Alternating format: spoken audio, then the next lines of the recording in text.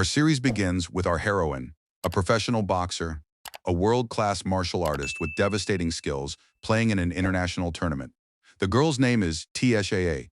Her father stands cheering her on, distracting her momentarily. Her opponent takes the opportunity, betrays her, and strikes her in the back, knocking her unconscious.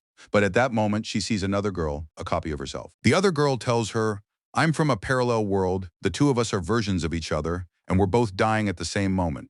But one of us can live, and I've decided to sacrifice myself so you can live, on one condition. You'll move to my world and live in my place, and get me my rights from those who wronged me. Then you can come back to your world and become the famous boxer you wanted to be." Before our heroine can understand what's happening, she wakes up to the slap of a servant. She's at her father's place in the parallel world and finds him yelling at her. She thinks he's her real father and still can't believe what's happening, telling herself she's dreaming. Her father would never do this to her. Her father continues insulting her, saying, "How could you not know how to get pregnant by your husband? You'll ruin the marriage of convenience." Yes, dear viewer, our heroine has moved to another world where she's married to a young man named Jin, and her father forced her to marry him to enter into a partnership with her husband's family because his company is collapsing and he needs any help. But Tshaa isn't herself, and she tells him, "I'm not even married." Her father gets more upset and tries to hit her. Not knowing this isn't his daughter, this is someone from another world, a champion boxer. She breaks his arms and legs, sending him to the hospital and runs off. She bumps into a handsome young man, falls into his arms and is taken with him, but then discovers he's Jin, her husband. He scolds her, complaining to her about her father. She tells him, "Why are you complaining? I'm your daughter and you tried to attack me. So what if I defended myself?"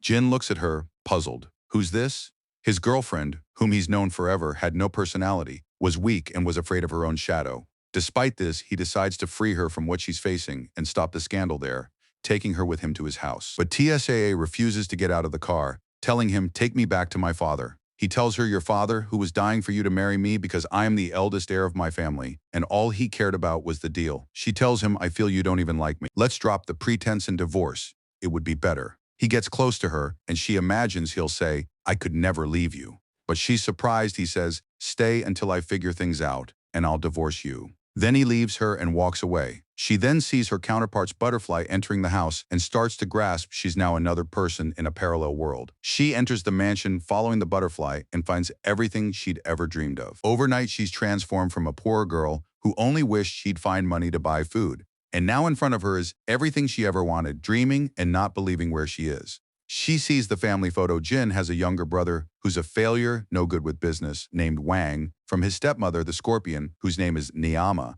And not satisfied with that, she also brought her niece. I won't even say she's a chameleon like her, named Sue. Our hero's father is the head of the companies, the be-all and end-all. But unfortunately, he's away on business. So they decide to take the opportunity and cancel the partnership between Tshaa's family and the family. They want to make him marry Sue, the niece. So the partnership ends up among them, and Nama will be the one controlling everything, since the chairman has put most of the business in Jin's name because he's smart, unlike Wang. We then see Tshaa, our poor heroine, alone when Jin comes to her. She gets scared, thinking he's coming to kill her, and attacks him. But she's drawn to his looks and can't resist his eyes. He pulls back, but she remains focused on his good looks. When he stops her, she pretends she's chilled and tired and has a cold, realizing she isn't his wife at all. She tells him, "Listen, each of us will sleep in our own room because I'm still telling you I'm tired, have a cold, and don't want to tire you out too." Jin tells her, "We've always slept in separate rooms. It's not like we're sleeping next to each other tonight." Shah is puzzled and feels his relationship wasn't good with her older counterpart. He might have killed her. But she's surprised he came bringing her medicine. At that point, she realizes he's kind and gentle, and her admiration for him grows, feeling he's a person who really deserves her trust. The next day, when she wakes up and looks for her things, she finds what she'd been dreaming of, gold and jewelry in front of her. She can't believe what she's seeing. Her servant is waiting for her. She keeps asking her, learning more about her old life, how she was doing, and what she'll do with the jewelry and clothes. The servant tells her there's a party today thrown by the sneaky Sue. She doesn't like you, neither does she nor Wang, your husband's brother. And of course they'll treat you badly, and you'll endure it as usual. Take it on the chin silently. They'll also make you play music so they can mock your playing because you don't know how. Sa decides to wear the dress and come down looking gorgeous to show them her new personality, but finds it's a bit tight and the shoes are tight too. She realizes Sue did this on purpose, so she decides to wear a tracksuit and come down in it among the guests, not caring at all, showing them no one can match her. She finds her husband scolding his brother for transferring all the fashion company business to his cousin. The sneaky Sue saying, Who gave you permission to do this? Wang tells him, I am your brother, man, and I should act however I want. I have a stake in the company, just like you. He tells him, yes, you're my brother, and you're supposed to understand, not give her things that aren't her place. So tells him, it's fine, we're considered one family and our oil stays in our flour. He tells her, no, we're actually two families, and there's no family in business, and this contract will be canceled. Our heroine comes in wearing the tracksuit. Sue tries to belittle her elegance and mock her, asking her to play music. At that moment, our heroine shocks her, saying, I don't want to. Wang tries to provoke her, telling her, fine, let's dance together. You're my brother's wife, it's fine. She gives him a flying kick and Sue panics and goes to check on him, knocking over the juice, and they look ridiculous in front of everyone. Our heroine leaves and goes to eat, ordering everything she wants. She finds Jin coming to her, asking, where did you learn those moves? You used to be a meek little cat with your eyes closed. She tells him, you mean the martial arts I learned, my friend? No, sorry, I mean my husband. He carries her and takes her home, telling her, I'm surprised by your personality, you used to listen to everyone. She tells him, the world changes. They find the servant informing them that the chairman has returned and learned what happened at the party. The chairman starts scolding our heroine, asking how she could do this. Do you want to drag the family name through the mud? She tells him, your son who has no manners needs to be taught a lesson. He tells her, who do you think you are? Just because you married my eldest son, you became one of us. And now you think it's normal to lay a hand on the younger one? No, my dear. She tells him, it wouldn't honor me to be like you. Jin silences her and scolds her, taking her to her room. Inama sits poisoning the chairman's ears, telling him, she's not one of us or at our level, so is the only one who'll do. But Jin doesn't stay silent and tells him, this contract that my brother made, it's a loss to the company, and gives everything to Sue. And I've left the contract for father to see for himself. Nama gets scared and rushes to bring papers saying, I haven't seen any contracts and don't know anything. That loser, my son, must not have paid attention while writing it. The servant overhears everything and goes up to our heroine to tell her what happened, telling her Jin defended her, saying his brother is a failure and at fault. TSAA is delighted by his care for her. The servant tells her Nama is hosting her friends tomorrow and wants her to prepare herself to serve them. She's puzzled. Serve them how? The servant tells her every time she hosts her friends, she makes you serve them, making them tea and coffee. So the next day, Tisha wakes up early, sits down with Nama's friends, plays cards with them, and beats them all. Nama then meets her sister, and Sue is her daughter. She tells her about TSAA, the introverted girl, her son's wife, who works as a servant for her and is constantly under her control. She tells her, you'll see for yourself how badly off she is.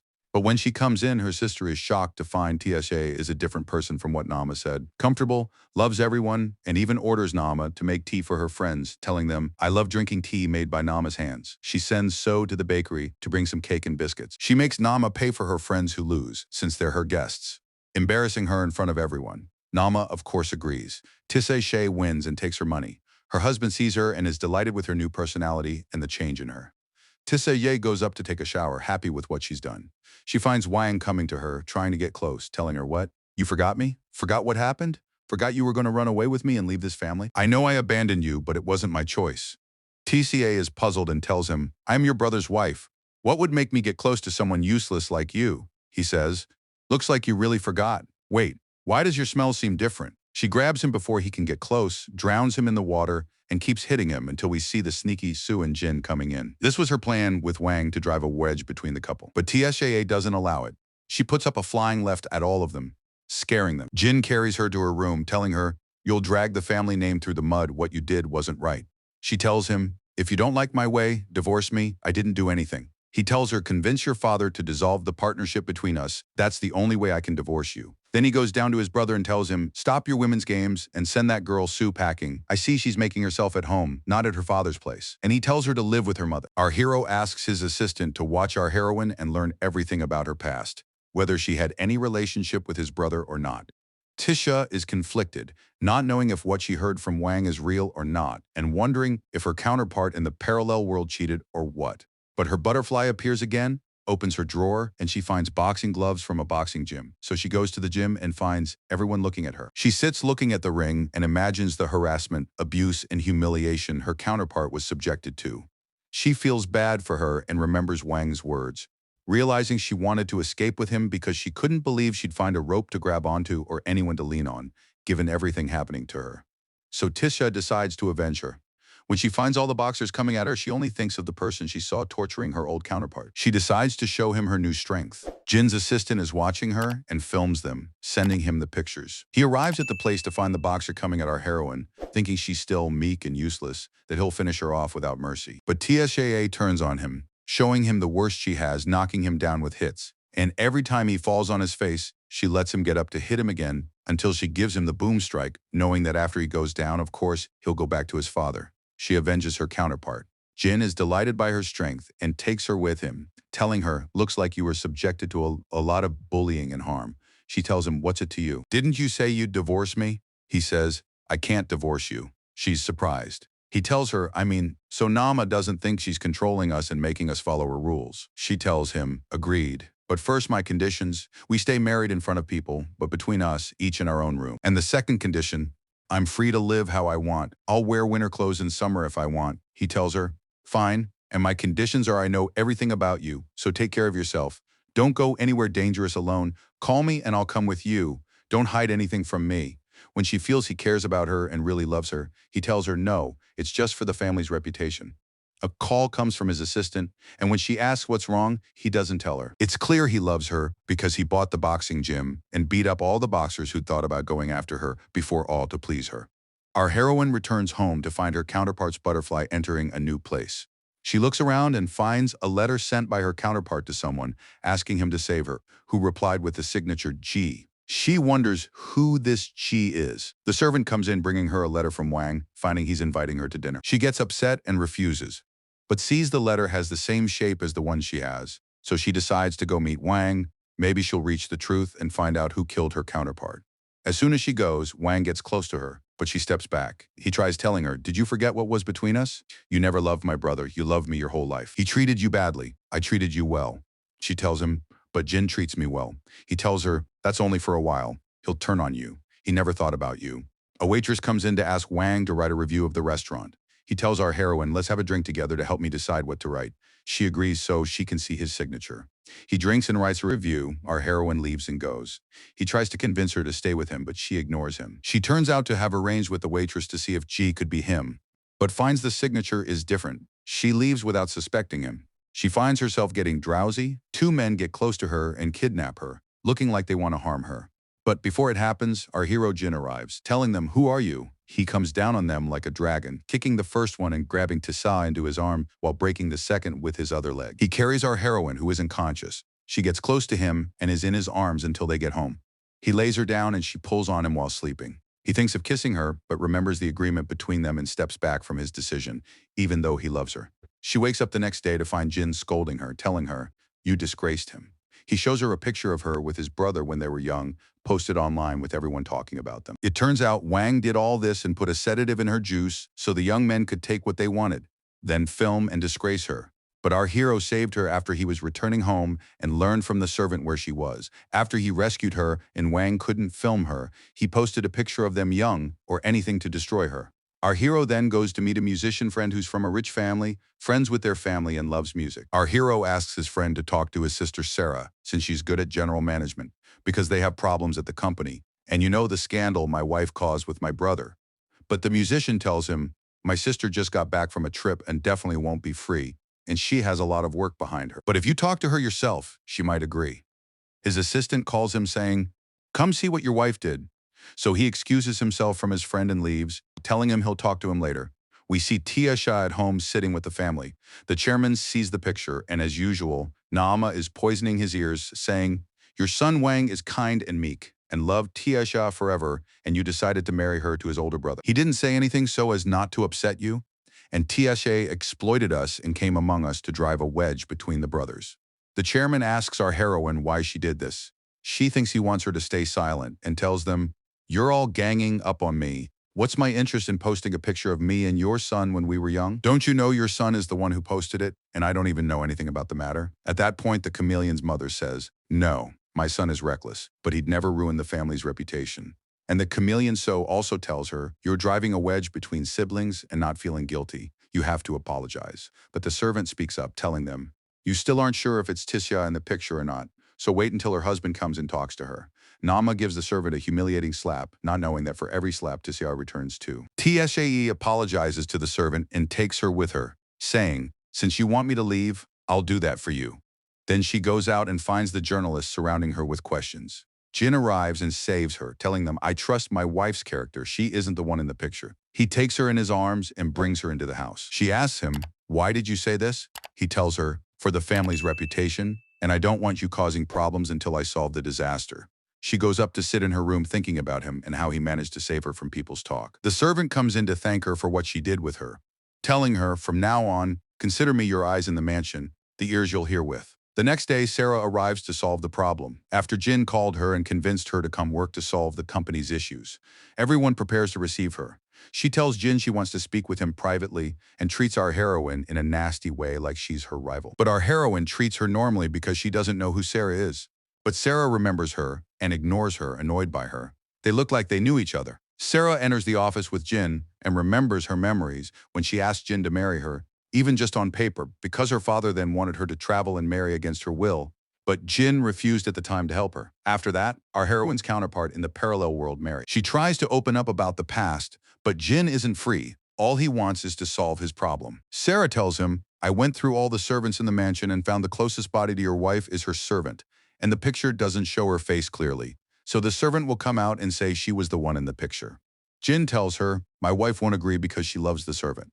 Sarah tells him, "I convinced the servant this would help your wife," and she agreed and also said she'd convince her herself. But the servant knows Chia would never sacrifice her, so she decides to steal her phone and lock the room so no one can reach her. She goes down to Jin and tells him her wife agreed. He's surprised and Sarah gloats, telling him, "Your wife sacrifices people normally. She didn't turn out to be the innocent angel you thought." Jin sits talking with the servant. Did someone pressure her? He tells her she doesn't have to do this and apologizes to her. His brother comes saying, "You should apologize to me." Jin asks why. Wang says, "For your reputation, in a bit they'll say what? You were associating with a servant?" Jin says, "Fine, shut up. Otherwise I'll slap you before they say you're associating with your brother's wife." Wang says, "No, you talk nonsense and want to hit me too. I'll go tell the journalists what happened, and they'll know you hit your brother and you'll be exposed even more." Tisha appears and hits him, deciding to take responsibility, and goes out to the journalists telling them, "I really was involved long ago, ages ago, with Wang, and we left each other, and after a while I married Jin." A journalist tells her, "That means you're a cheater." Our heroine doesn't stay silent and tells her, "Why, my dear, don't you have any old relationships or what? If any of you isn't currently in a relationship that wasn't preceded by another, please speak up." Another journalist tells her, "You are going to put everything on your servant and sacrifice her." She tells her, "You silly thing, where did you get that from, my dear? Are you working from memory or what? I'm the one standing here talking to you, not the servant, and I'm saying I'm the one in the picture because of her courage. Everyone loves her and knows she didn't make a mistake and is right." Sarah, and all the haters are seething, but Jin is delighted with her. He goes to her and agrees with her to cut her relationship with his brother. From now on, no talking, and they appear in front of people a lot, so no one talks about them, showing how much they love each other. She says, "Agreed."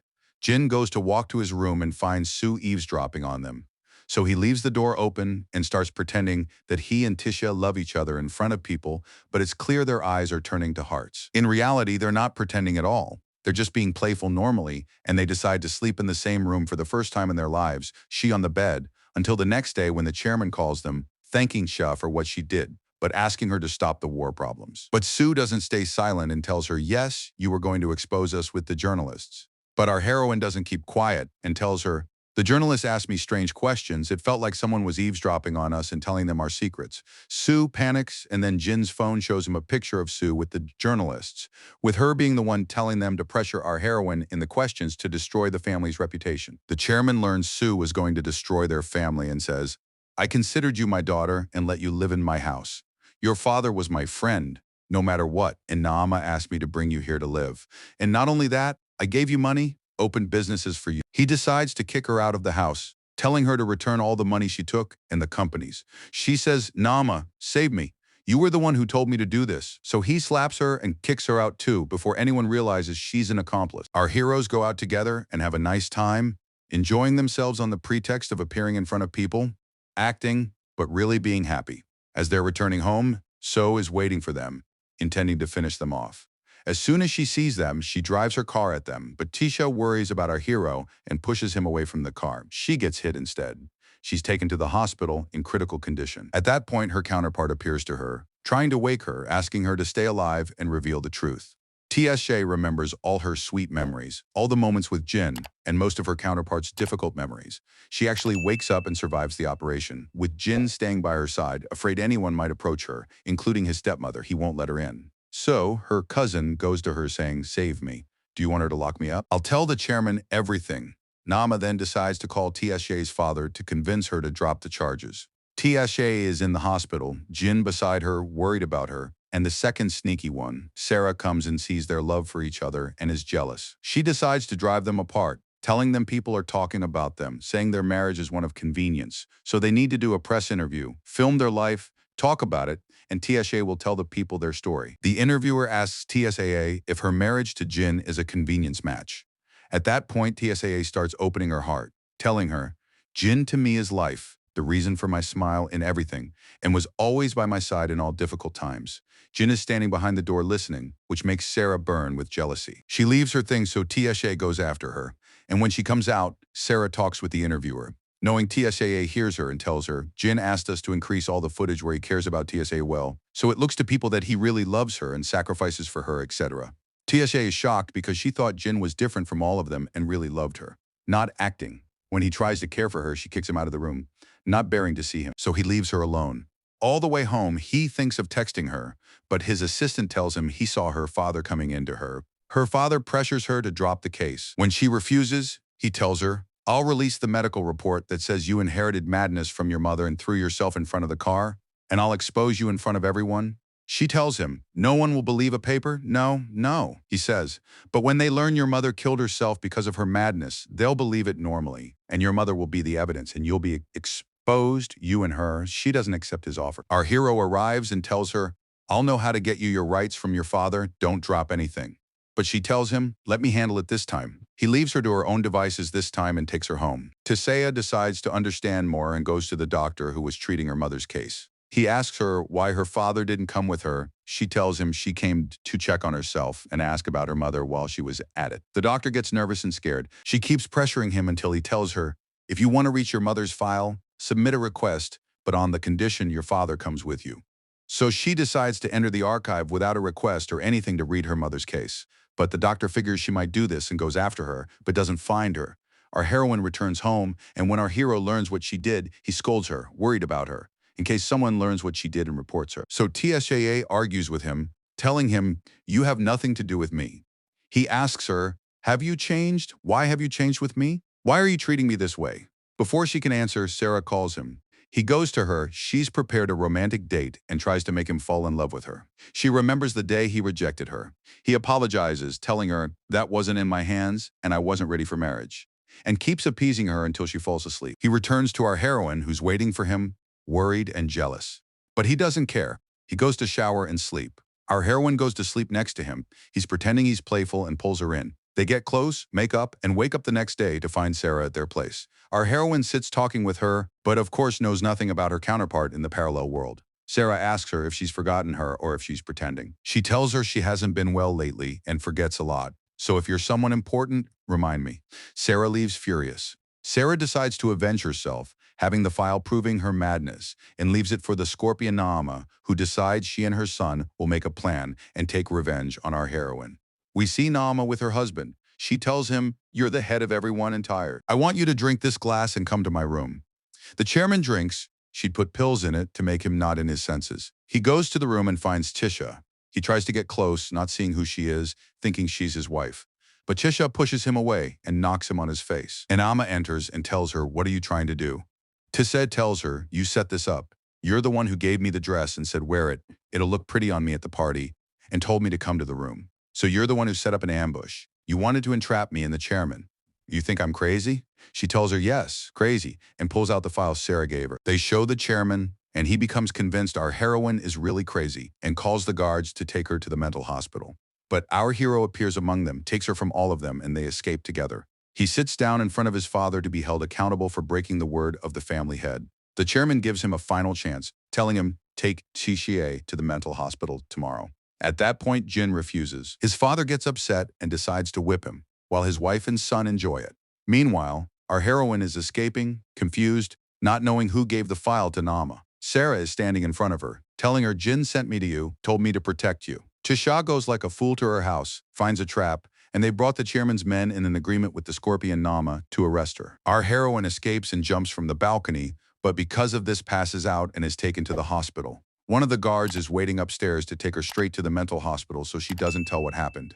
But Tisha wakes up actually crazy and runs through the hospital like a silly thing until Jin comes and carries her. She tells him, "What are we going to fly? Or what?" He takes her home and has the servant look after her. But Nama sees her acting and doesn't believe her acting, so she decides to send someone to kill her. She shows her true face, but Tisha realizes it and falls like a silly thing, hitting the chair with him. Jin comes and saves her and throws the man out into the street. This makes Naama suspect her more, calling her aware and acting crazy. But Wang doesn't believe and decides to test her himself. He goes to give her water in which he'd put poison, and she's about to drink it. But he takes it from her and gives her hot water that spills on her body. He decides to use the opportunity and pretend to want to check on her, to assault her. But our hero catches up with her, gets her away from him, and takes her to his room to treat her wound. Finally, she feels his love for her. She decides to take revenge on everyone, and her mind actually emerges. She was acting on them and decided to endure to execute her plan. She starts with the doctor who said she and her mother were crazy. She sits tying him up and turning off the lights in the hospital, making him imagine her mother's ghost. He gets scared and admits everything. He was the cause of her mother's death by her father's orders. So our heroine sits with him, telling him, "I recorded everything. Give me the story from the beginning, the tale." He tells her, "Your mother was suffering from mild depression symptoms and would have been treated easily, but your father exploited the situation, gave me money and made me increase her treatment until she started hallucinating. And not satisfied with that, he made me play on her psychology and her feeling that the world wasn't hers until she jumped." She says, "What proves your words?" He tells her your mother's report when she first entered the hospital, and her phone that she was using before your father took it from her. She leaves telling him, "I'll lock you up," and goes to fix her mother's phone, and sees her memories, her counterpart with her mother and the suffering she saw, and her father who was forcing her to marry Jin. And when she refused, she threatened to take her to the boxing gym and have the boxers take revenge on her and beat her. Our heroine decides to take revenge on her father. The first person she goes to is him. She hits him and throws him on the ground, asking him, "Why did you do this? And if you don't tell me, I'll break the bones of those who brought you. I won't even name them, and I'll finish you off." He tells her, "I was a poor young man, and your mother was rich, and I married her against my will. Over time, I started using her money until I became rich, and as rich as her. But people were calling me the lady's husband, which bothered me, so I decided to take revenge on her. When I learned she had depression, I decided to exploit her, and if she didn't take her medication, I'd give it to her against her will." She leaves him heartbroken over her mother, telling him, "You'll help me with what I want to do, or I'll report you to the police." Her father agrees to help her, and she has him call Nama to come to him. The next day, Tisha's father goes to meet Nama and her son, while our heroine records them. Tisha's father offers to partner with her. She says, "How?" He says, "By God, I'll convince the shareholders in your husband's company to sign with my company, and when it gets bigger, your company will fall. Then the chairman will throw Jin out and give Wang everything, and at that point we help each other and become friends, and your company rises again, and Wang becomes the be-all and end-all." Nama tells him, "And what makes me trust you?" He says, "The file that says my daughter is crazy that I sent you myself." Nama is shocked and realizes he's a man crazier than his daughter, who could sell his own father. He'd do anything for personal gain. So she decides to use him to reach what her son wants. Then Tisea goes to her father, ties him up, makes him drink milk, and also reports him and hands all the evidence she has to the police, telling him there's poison in the milk. Her father is terrified, and when the police arrive, he tells them and faints. So our heroine tells the officer, "Test it. There's nothing in the milk, he just lost his mind." She wanted to make him experience the feeling of fear and terror her mother was living in. Our heroine returns home, and our hero sits with his father and shows him the contract between Nama and our heroine's father. He learns she's betraying him, but as usual, Nama is cunning and knows how to deny it. But who is she even with? Tisha has a recording, and the chairman hears with his own ears his wife's words plotting with her father. Before Nama can say anything, TSJA tells her she's reported her. Verify it yourself. She shocks the chairman with his wife. He can't believe what she did. After all the love he showed her, how could she betray him? He decides to take all her possessions and her sons, leaving them with nothing. Nama agrees, devastated, not believing it. Our heroine sits laughing at her. Jin is upset with her for hiding it from him. After that, our heroine sits alone and reads a news article about her father being imprisoned on charges of killing her mother. She's surprised how come she didn't return to her world, having avenged her father, Nama, and her son. But she finds the chairman has sent for his son to get rid of her and divorce her because she'll bring them shame after her father's imprisonment, and so on. Tirsha agrees and has no objection. But Jin stands up to his father for her, telling him, I can't give her up. I married her against my will, but I won't divorce her against my will. He takes her in his arms. Her father is furious with him and threatens to disinherit him. Jin tells him, fine, I'll start from zero, and she's with me. She's worth my whole life, Dad. His father leaves, and our heroine stands puzzled. How could he do this for her? He tells her, you're worth the whole world, and takes her with him to his favorite place. The place he always used to go with his mother, whom no one knows but him. She's the second person to go with him there. She asks him, sorry, what does this mean? He tells her, it means I love you, kisses her, and they really get married. She wakes up to find herself in his arms and doesn't know how she did this or what happened to her because unfortunately, she might disappear and return to her world at any moment. She's tense, not knowing what to do, but when Jin gets close to her, she forgets herself and can't pull away. She tries afterward to ignore him all the time and doesn't get close to him. She puts him in awkward situations every now and then. Once he wants to hug her, she leaves him. He brings her flowers. She runs until he goes to ask her what's wrong, what's happened to her. So she thinks of telling him the truth, but takes back her decision and tells him, I'm scared, normal. We're still at the beginning of love, and I don't know, maybe one day you won't love me anymore.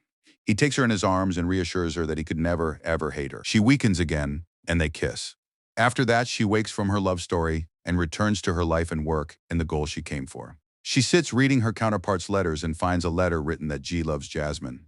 And note, dear viewer, that G was the one who wrote the letter and she doesn't know who he is. So she remembers Sarah had Jasmine, looks up her real name, and finds it's Jasmine. So she goes to her and confronts her with the truth and the letters that were between them. Sarah tells her, why are you remembering this? I'm furious you pretended to forget. After you had no friend or boyfriend, and your father's reputation was bad and rejected by everyone, you decided in the end to attach yourself to me, become my friend. And every day you'd send me letters. I, like a fool, loved you, considered you my sister and friend, and told you my secret and who I loved. My father learned my truth and decided to disown me and marry me against my will. You were the only one who knew this and exposed me. Tisha is surprised. How could her kind counterpart do this to her friend? And unfortunately also marry the person she loves and kick her out of her house. The next day, Sarah decides to travel. She goes to Tisha to say goodbye, and she's upset. She's leaving, telling her, you were the friend anyone could wish for, and apologizes to her. She returns to her house and meets her boyfriend, asking him if there was something between him and Sarah long ago.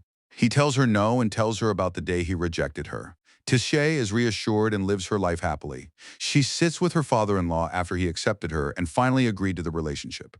But he asks them to give him a grandchild. As usual, Wang comes with bad, tasteless news, telling them whose grandchild? She already has a child, and he brought a child he looked for in an orphanage and said he was Tisha's son from long ago, when she was young and abandoned him. Tisha denies knowing him. Wang is afraid the child will hear his words and says he's her son and keeps crying. They go to the hospital and do DNA tests. After that, they go, she and the child, and the rest stay at the hospital. TSAA finds the child telling her, I know you're my mother, but I don't want to say that in front of the chairman so you don't leave the house because of me. She's touched and takes him in her arms. The chairman brings the test results and tells her the child really is her son. You and him, get out of my house. But the child sacrifices himself and tells the chairman, I'll go back to the orphanage and won't open my mouth about anything. Just don't kick her out of the house. So our heroine decides not to give up her son after knowing he's of her flesh and blood. She meets Jin while she's walking, and he's upset that every day he discovers something new about her. She says to herself, why can't I remember? Why can't I tell the truth that I'm from a parallel world since no one will believe me? And she decides to sacrifice her love for the child, who's her parallel world counterpart's son, to live in safety and peace. She goes to apply at a boxing gym and meets the musician there, who tells her, I bought it from Jin to run it instead of it being abandoned. He asks her what she's doing here. She tells him, I'm here to apply for a job. He says, you're Jin's wife, you don't need to. She says, no, we're about to divorce and I want you to help me. If you find me worthy of the job, hire me. So he agrees for his friend's sake. He calls Jin and they learn what's happening. Jin comes right away to meet the child and finds her living in a room at the boxing gym. He feels bad and gives her a Visa card to buy a house for her and the child, but she won't take a penny from him. She goes to her work, teaching women how to defend themselves. The musician is impressed by her skills and asks Jin if he'll really divorce her. He says yes. The musician is delighted and Jin leaves to continue his life. But his assistant comes to him, telling him there's a rumor saying the musician is hanging around Tisha. Jin is jealous and rushes to her, finding the musician presenting her with flowers, asking for her hand. Of course, Tisha Sha refuses him. But as soon as she sees Jin, she takes the flower to spite him. Jin takes her and tells her he still loves her and wants to continue life with her. They spend a lovely time together, and the child also gets attached to him and feels he's his father. So Jin decides to talk to his father and ask him to bring Tisha and the child back to live with him. He tells him if people learn, our reputation will be destroyed. If you do this, you're no longer my son and I don't know you. Jin thinks of another solution and calls his assistant. He tells him, spread news about me that I'm throwing my wife and son in a boxing gym, and when I'm exposed, my father will agree to take them back. Indeed, this is what happens, and all the press goes to Tish. But before she answers, our hero appears with the child, takes our heroine in his arms, and says, I was a bad husband and father, but I've decided to change. I have to take care of my family. He takes them home. At that point, his father has to agree to leave them alone, because if he didn't, their reputation would be destroyed. Our hero's plan succeeds in flipping the matter to his favor. Tisha wants each of them to sleep alone, but the child has gotten attached to Jin and asks his mother to sleep together, telling her, I love stories from Uncle Jin and stay awake a lot. I don't get bored. As soon as Jin tells the story, they all fall asleep. Our hero spends most of his time with the child and every day gets more attached to him, becoming a good father and good husband. His wife makes him noodles he doesn't eat, but he eats them anyway to make her happy, telling her, delicious, my dear. He goes to his work tired from playing with the child. He also decides to enroll the child in school, worried about him, telling him about everything he should do right, and informing the teachers of all the child's details, what he loves, what he hates, what he's allergic to.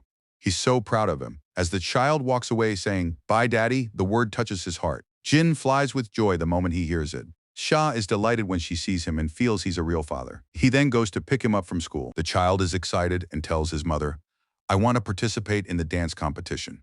She tells him, but I don't know how to dance. How can I teach you? Jin tells her, I'll teach you, and sits dancing with her, and the child is happy with them and films them. Jin goes to his work, and our heroine sits with her son together watching the pictures. The child sees a picture of our heroine's mother and recognizes her. She tells him, how do you know her? He tells her, she came on my birthday and celebrated with me and said I look like her daughter when she was young, and I look just like her. They both confirm the child is from TSA's parallel world. She asks him when his birthday is and writes it on a file locked with a password on the phone. The file opens for them and is a video TSA had filmed. When she watches it, she's shocked. She imagines what exactly happened. Nama and Wang were sitting together agreeing that Wang would deceive Cha, take her family to his side, kidnap her so he has great power, and his father would write the company to him. At that point, his brother wouldn't get anything, and Nama would also take her inheritance. One by one, she'd control her husband, get him to sign many shares to them until they have the largest share, then get rid of him. But Wang tells her, I tried every way to get close to TSAA, but she refuses and can't stand me, and would never be with me. Our heroine learns he was hitting on her counterpart, who was never with him. Therefore, in the past, she had recorded all this. The notification comes on her phone, and Anama hears her. She goes running after her and pushes her down the stairs to get rid of her, all so she doesn't expose her secret. She leaves her bleeding, not knowing if she's alive or dead. Our heroine reveals the truth and shows the video to the chairman, who's shocked at his wife, whom he lived with his entire life, and that she was plotting to kill him. But this time, she doesn't apologize and shows her true face, telling him, the blame is all on you. You preferred your eldest son to my son, so I decided to look for his rights and interest myself. The chairman is shocked at her and orders his guards to watch her until he can deal with them. Our heroine is delighted at them and that she defeated them. But the next day, when she goes to pick up her son from school, she finds Wang took him as his uncle. So our hero gathers all the people he knows to find out where he is, because unfortunately, Wang kidnapped him. His brother calls him, threatening him to sign all the company shares and his possessions, or else you know what'll happen. Our hero locates him, takes his men, and they go to him. But his brother is prepared and threatens to throw everything if the men don't leave. So his men leave. Jin goes to his brother, having written everything to him, but Wang doesn't trust him and gives him a stick to hit himself with because he doesn't want him going after him, and leaves the child and takes the possessions, delighted. But he forgot there's a heroine waiting, a professional martial artist with devastating skills. She comes flying at him and takes revenge on him, keeping hitting him. The child is delighted by her and tells her, you defeated the bad guys. But Wang gets up and sees the child, so he pulls on his mother. He sits on a stone. The police arrest Wang. They go to the hospital to check on his condition. He needs blood. His blood type turns out to be like Jin's, so without hesitation, she donates to him. The shock is that they're sitting there when Sarah sends them word that she was the bitter one. When she suspected Tiesha's counterpart of reporting her 5 years ago to her father, she decided to take revenge on her. So she made her lemon juice and gave her drug drink. And when she was out, took her to a room and called two young men. But by luck, Jin that day was the one who put the lemon juice in by mistake and entered her room mistakenly. And because of this, unfortunately, what happened. Jin learns the child is his son, and when he does the test, he confirms it. They're all delighted that he's good and turned out, in fact, to be his son. As for the scorpion Naama, after she learns the news of her son's imprisonment, she gathers all the money and important paper she can to flee with. But she finds her husband waiting for her. He stops her and blames her for trying to steal from him. So Naama turns on him, telling him, if you don't help me, I'll expose you with all the papers and things I have. The chairman is shocked at her, crying over the life he wasted on her, telling her, I never doubted you, but Jin often warned me about you. That's why the important papers you have do whatever, because they're forged. I put them in front of myself with my own hand. We've always walked straight. We don't do anything wrong. Naama is crushed and arrested. Because of this, she has a stroke and is paralyzed. She sits alone in the hospital. Our heroine goes to check on her, but Naama still thinks she's coming to gloat. So she tells her, I'm not regretful about what I did, and if time went back, I'd do it again.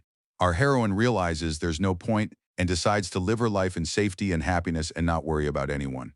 One day, she finds her counterpart's butterfly and is afraid to return to her world. She follows the butterfly, and her counterpart appears, thanking her for everything she did and telling her she can also continue in her world if she wants. Our heroine is delighted to live in the parallel world, a happy life with her husband and son, with nothing taking her from them. And here, our beautiful, sweet, charming, easy on the heart series comes to an end. Don't forget to subscribe to the channel and activate the notification bell to receive the latest videos.